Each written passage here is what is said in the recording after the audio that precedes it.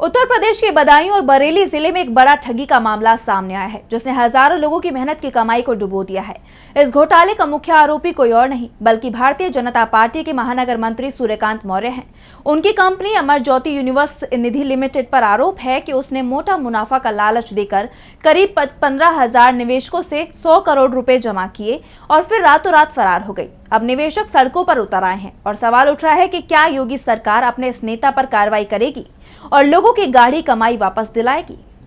दरअसल अमर ज्योति यूनिवर्स निधि लिमिटेड पिछले कई सालों से बदायूं और बरेली में लोगों को बैंकों से ज्यादा लाभ का वादा करके रकम जमा कर रही थी। कंपनी की आरडी यानी रिकरिंग डिपॉजिट और एफडी यानी फिक्स्ड डिपॉजिट स्कीम्स के झांसे में आकर लोगों ने अपनी जमा पूंजी, गहने और यहां तक कि घर बेचकर पैसे इन्वेस्ट किए। किसी ने बच्चों की पढ़ाई के लिए रखा पैसा लगाया तो किसी ने बुढ़ापे की बचत।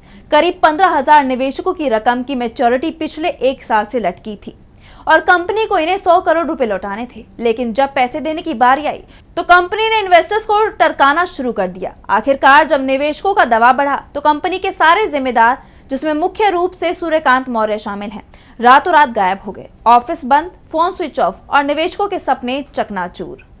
सूर्यकांत मौर्य के फरार होने की खबर फैलते ही गुस्साए निवेशक उनके घर के बाहर जमा हो गए।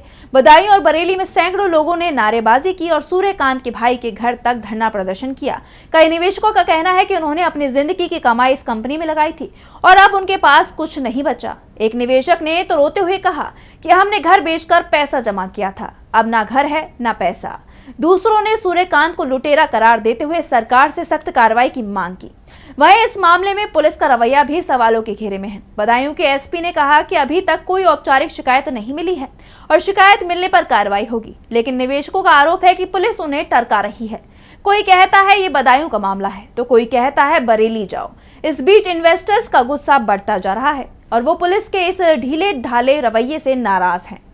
सूर्यकांत मौर्य बीजेपी के महानगर मंत्री हैं और उनकी कंपनी के इस कथित घोटाले ने पार्टी की साख पर भी सवाल उठाए हैं।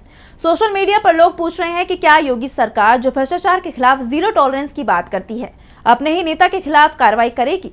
इस मामले में अभी तक बीजेपी या राज्य सरकार की तरफ से कोई आधिकारिक बयान नहीं आया है।